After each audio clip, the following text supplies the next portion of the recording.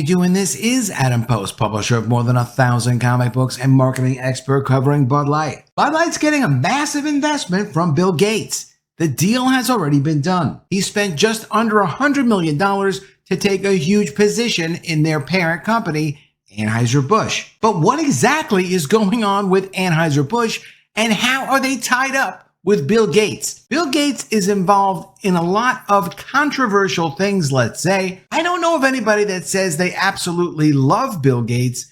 I think people appreciate some of the things he's done, but I think people are very skeptical of some of the other things Bill Gates has done.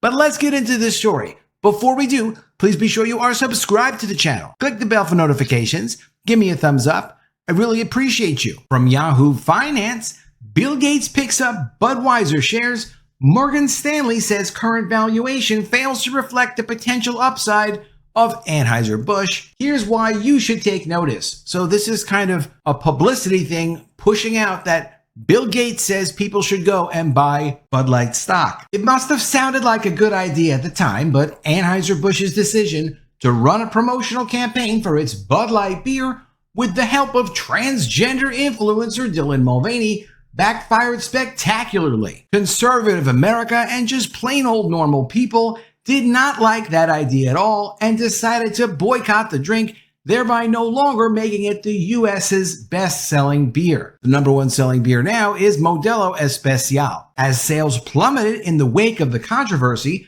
Bud Light shares went into a tailspin, falling by 20% in May, with the company also laying off over 300 US employees as a result. Now, the company has announced they've laid off 2% of their 19,000 employees, which is approximately 380 employees, but they haven't given out an exact number. The thing about that, though, is that's not people that actually physically make or distribute the beer, the bulk of those 19,000 employees. That is just people in their marketing and back office departments that they got rid of because they said they really didn't need them, but it's well understood it's very much tied in to the big drop in sales they've had with Bud Light, at least 30% nationally, and while not as bad, they got hit across multiple Anheuser-Busch brands as a result of the boycott. So we are expecting in either September or October to hear about even another couple of thousand employees getting laid off,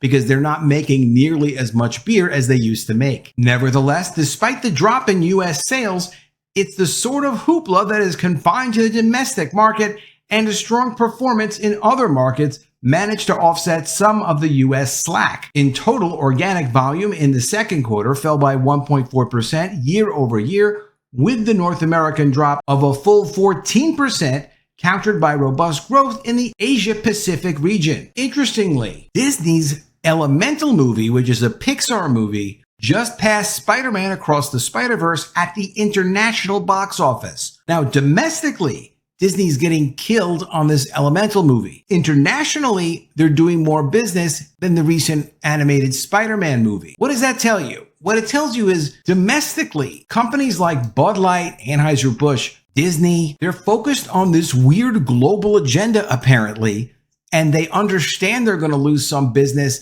in the normal domestic market in North America, but internationally, they seem to be able to make up some of this lost business. It looks like a deliberate strategy, and it doesn't look like a strategy that's actually based on making money. It looks like a strategy based on making change. Why would Bill Gates invest almost $100 million in that to start? I don't know, but it doesn't make me any more comfortable, and it also makes me think we're going to continue to see a lot of very strange stories on Bud Light and Disney for years to come. Meanwhile, one beer lover has evidently decided to put the well-known advice of one of his friends to good use. Bill Gates and Warren Buffett are close buddies, and it looks like the Microsoft founder has embraced Buffett's famous "be fearful when others are greedy and greedy when others are fearful" quote. During the second quarter, Bill and Melinda Gates Foundation Trust initiated a new position in Bud Light, acquiring 1.7 million shares. As of now, these shares hold a market value of approximately $95 million.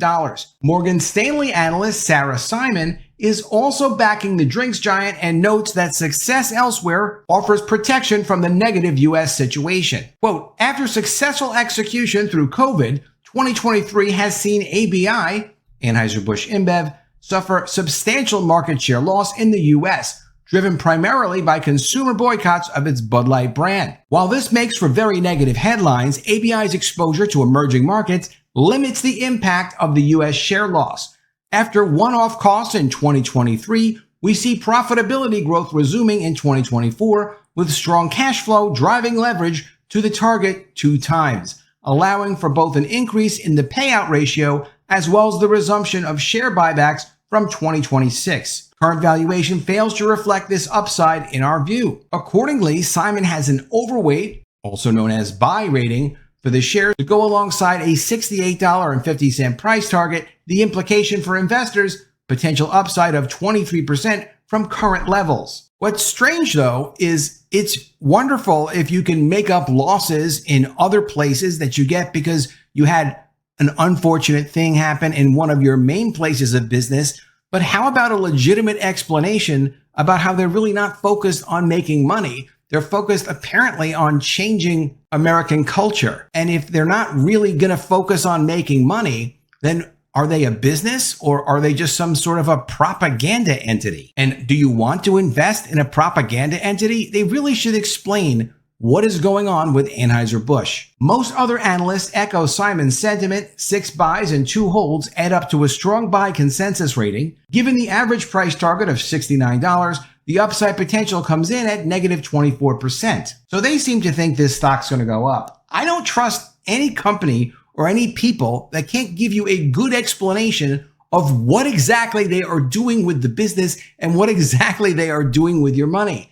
I think it's very fair to ask that question because clearly, first of all, just being invested alongside Bill Gates, that's a bad thing, probably. Yes, he's made a lot of money in the past and he's probably doing well for himself right now, but he's into all sorts of strange things. And a lot of people look at him and say, yeah, he's a little creepy and people don't want to be associated with him. I don't trust any of these companies that are doing these woke things that clearly aren't based on doing business. They're based on something they won't even openly explain. Here's a comment from Tom. A woke investor buying a woke stock using a daily woke article to pump it. If you wouldn't buy the beer, why would you buy the stock? At least not before you see how many stadium contracts they're soon going to lose. That's a good point because Bud Light is still not wanted. So are they going to maintain stadium contracts where they sell their beers in stadiums? Also, at least before you see a full quarter of sales that don't involve the rebates equal to the cost of a 12-pack. That's another great point. They spent so much money on paying out rebates to keep people trying to buy Bud Light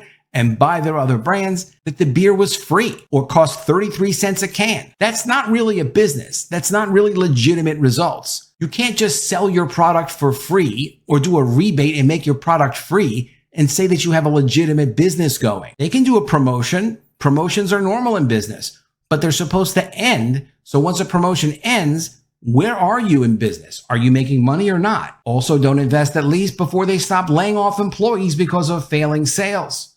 Another great point. They're going to have to lay off a couple of thousand people because their national sales report says they're down at least 30%. In their most favorable markets and in their worst markets, it's still down 30%. You can't keep the same number of people manufacturing a product when your sales are down 30% in this kind of a business. And then he says, LOL, but the upside.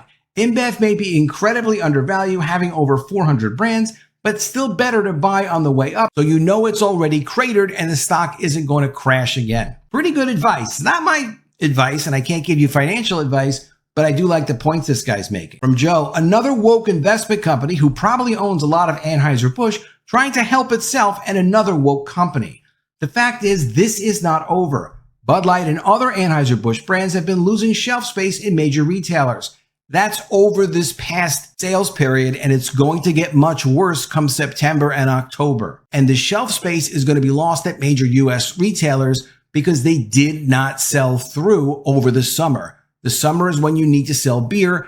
According to Anheuser-Busch, former president of distribution Anson Fredericks, particularly the week leading up to July 4th, that's like the Christmas season for selling beer. Bud Light did not do well during that crucial period. This will continue, especially as their local distributors start laying off workers to stay afloat. The independent distributors don't have international markets that they can sell additional products to and make up losses. They also don't have the capital markets, meaning they can't just sell additional stock or raise debt because of the stock. You don't get the same financing that a public company gets compared to a private company. And all of their independent distributors, around 500 of them, are the ones that actually buy the beer from Anheuser-Busch and resell it to local outlets. They have limited territories, these distributors, and limited brands they can sell, so they cannot be saved by a liberal woke world market. Shame, as the rank and file workers will bear the pain for the stupid decision by people who make millions. Talking about their bosses. The word boycott indicates it's something you need and are punishing yourself by not buying it. But the reality is it's just beer. You can easily switch to another one, or better yet, stop drinking beer and watch your health improve. And then Jason says, usually you buy low and expect to sell high. Not sure why you'd buy something that is falling when it's likely the brand will never recover. Kind of agree with Joe here. Gates buying the stock is another good reason not to buy Bud Light. Let me know what you think of all this in the comments below. Do you think it makes sense that Bill Gates is buying big into Bud Light? Why is Bill Gates involved with this company? Why does he have to be involved with every strange woke controversy? And does this make you want to trust the Bud Light and Anheuser-Busch people more or even less? Let me know what you think in the comments below. Always love to see your ideas. Please be sure you are subscribed to the channel. Click the bell for notifications, give me a thumbs up, and I'll see you again soon with another video. And if I don't see you, I will miss you.